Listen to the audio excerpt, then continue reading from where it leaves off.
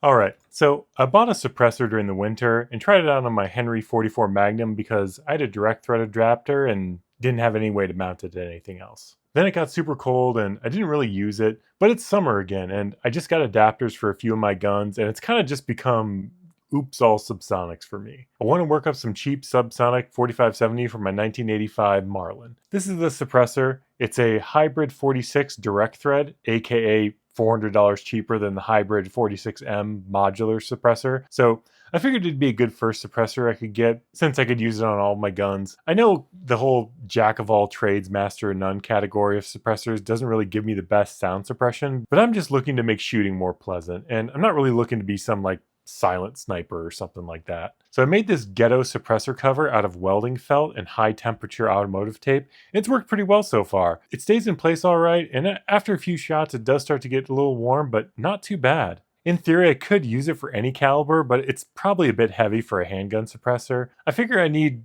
3 suppressors.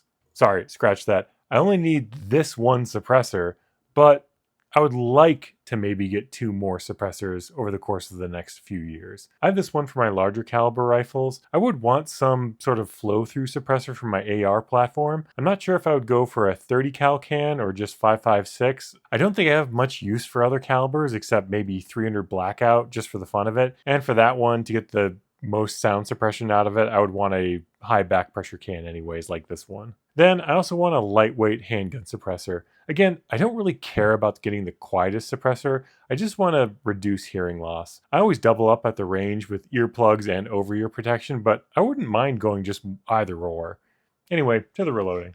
Subsonic 4570. Trail Boss is the standard for subsonic or low recoil rounds, but I started reloading in 2021, and as far as I'm concerned, Trail Boss is a figment of the imaginations of people who started reloading before 2020. The Hodgdon Reloading Data Center has load data for Titegroup for their 410 grain sub-X bullets, but those are way too expensive, and I don't need an expanding hunting bullet. I want to do subsonic loads for the Barry's 350 grain round shoulder bullets for cheap-ish plinking fun. So for the lighter 350 grain bullet, 13 grains should be safe pressure-wise, but I know we're going to need a lower charge than that. Looking at the forums, it seems around 11 grains was working for some people with the Barry's plated bullets. Looking at GMDR, between 9 and 10 grains was what they were using for lead bullets, and plated bullets lie somewhere between lead and jacketed, so 11 grains seemed like a decent starting point. I loaded up 3 subsonic rounds with 11 grains and hit the range, mostly just to make sure that they were stabilized in the first place as subsonic rounds,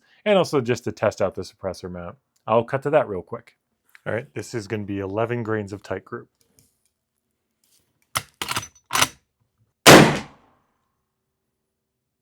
Okay, not bad. Try the next one.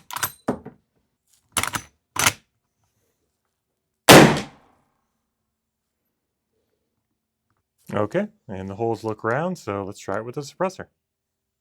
Okay, trying out with the suppressor. Hopefully no baffle strike. That was nice. All right, now we got 375 Ruger. Looking for a little below 2,600 feet per second, I think, based on the charge.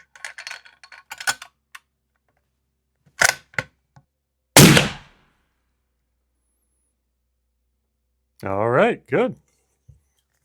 That's right where we were looking for.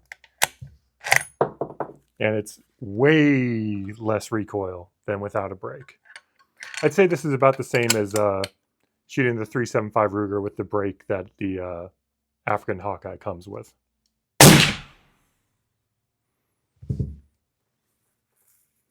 And you know, my ghetto suppressor cover has worked pretty well so far, but whew, even with just 3 shots of 375 Ruger, that's quite hot. So did we get it with the first try? Well, yes and no. My first shot was 985 feet per second. Then the next shot was 1,062 feet per second. That's a pretty big jump. The next shot was around 1,060, right in line with the last shot. So did I just undercharge that first round by half a grain, or did maybe the massive case volume cause inconsistent ignition? I don't really know. But before I buy any more of the Barry's bullets or some of those like 410 grain Cam Pro bullets, I want to see if I can get any sort of consistency with these. The target's going to be a little over 1,000 feet per second. I loaded up 6 more at 11 grains, and then for these ones, I'm going to load up some full power 4570 loads. And just to be sure I got precise amounts, I ended up using my beam scale. I checked the weights on my Hornady electronic scale afterwards. They all came out to be 11.1 grains, which is fine. But the main thing is I just wanted to make sure I had really consistent loads. And hopefully the beam scale will help with that. So I bought a bag of Starline brass and basically just prepped them all right when I got them. So these all just need primer and bullet. So Barry's Bullets recommends an overall length of 2.550 inches, but the Starline brass I have is a little below trim length, which has kind of been my experience with all Starline brass so far. So these are at 2.550 inches right now. Actually, let me double check. 2.5495, so 2.550 inches. So those first 3 rounds I made, I just loaded to the inside of the cannula, which gave me an overall length of, I don't remember, because I didn't bother to write it down, so we'll just have to see how much farther down we have to go. Should say I'm using the Lee 4-die set that comes with the micrometer seating die with it. I think this 4-die set is just a ridiculous value, with, most 2-die sets costing about the same. I know Lee gets a bad rap sometimes, but this is a straight wall cartridge hucking 300 to 500 grain rocks at a target. I don't really think I need a precision die set here. So I'm guessing to get decently into the cannula, we're going to have to go down another 20 thousandths, but we'll see what 10 looks like first. There's 10. 2.538. Still not quite in the cannula. Let's try another one. 2.550. 2.51. Okay, so I went down 15 thousandths on these basically. Try going down another 5.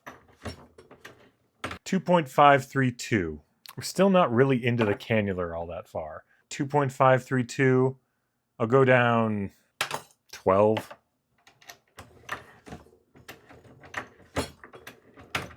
2.520. Okay, that seems pretty much right in the middle of the cannula with that one.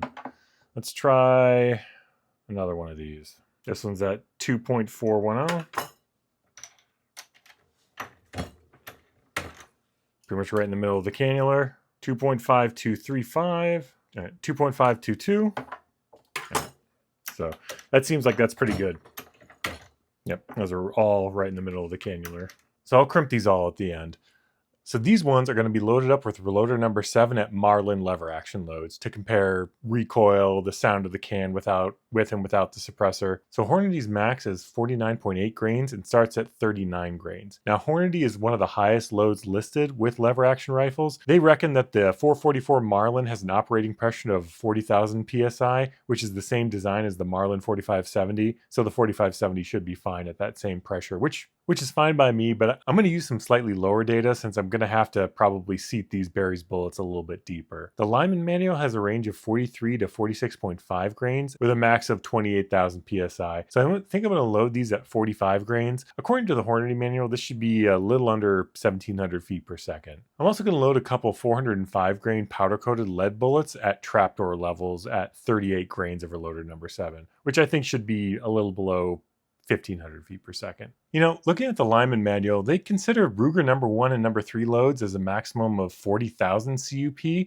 which is the same as the Hornady uses for their max lever action load. And they go up to 53 grains of reloader number 7 for the 350 grain jacketed bullets. So it does make me feel a little bit better about going up to Hornady's max of 49.8 grains. But I don't really feel the need to push the limit here when I'm just messing around. I'll work up to Hornady's max load in the future, or maybe I'll work up a 405 grain load with a Lyman Ruger load since it's a little safer to do lead bullets instead of jacketed, but that's getting ahead of myself. All right, 11 grains of Titegroup.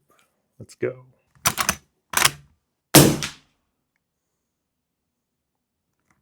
All right, brass looks all right.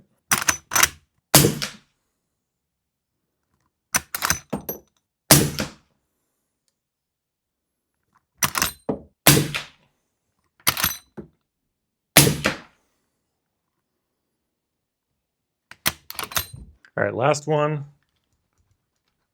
Shaking the powder down towards the bullet just to see if we get an inconsistency. No? All right. Seems like that works all right. All right, so now we got full power 350, well, close to full power, 350 grain loads with reloader number 7. Did not register it. Okay.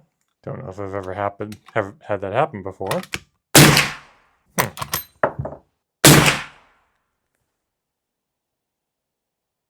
How about this? Let's cancel the session and redo it.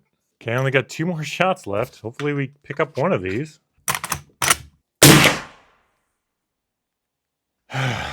Okay. I know when it gets close to the 1700 feet per second barrier, it starts to get a little wonky. Let's see if maybe doing a rifle session where they're looking at over 1700 feet per second. Hopefully, if I'm over 1700 feet per second, I'm not too far over 1700 feet per second. All right, last shot. Suppressor getting warm. Getting warm. That's for sure. Huh. That is quite a bit higher than expected. That's not great. So yeah, that's right around expected max velocity. Hornady has 1900 feet per second out of a 22-inch barrel, so glad it didn't go any higher. All right, suppressor cover getting pretty hot at this point. All right, we'll finish off with the 405 grains at the trapdoor level, assuming I'm not way overcharged. I think looking at around just under 1500 feet per second, but based on how these other ones have gone, it's probably gonna be higher. Oh, okay, not too bad. And recoil, very pleasant on that.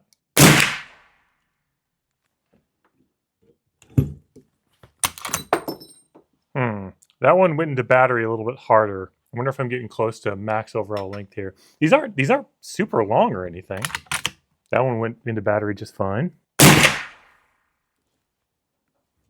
Okay, that was much closer to what I was expecting. Okay, well, kind of all over the place with these velocities.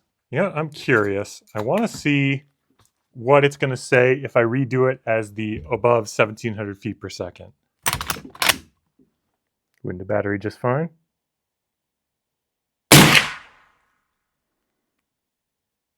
Wonder if just leaving it at above 1700 feet per second is going to be the way to go, because it feels like whenever it's close to the if it's between like 16 to 1700 feet per second, it seems to kind of get a little wonky. But that's in line with all my other ones. So I kind of want to try this again with doing everything at above 1700 feet per second and just see what it gets me. That's going to be it for the 4570 for today, I think. Ah, shoot, I forgot to do it without the suppressor. Oh well.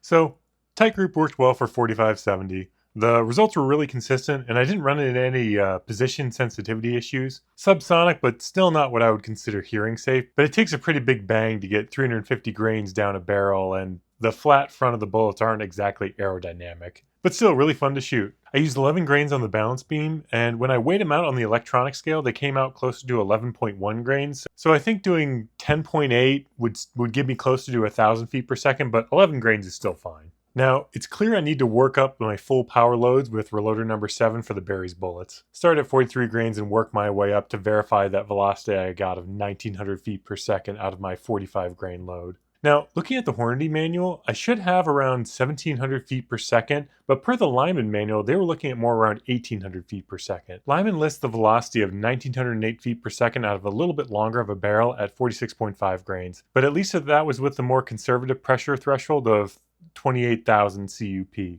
So I don't think this is a danger pressure-wise. The problem is, I think those Berry's bullets are pretty soft lead under that plating, and the plating is softer than Full Metal Jacket, so that might have boosted my velocity a bit.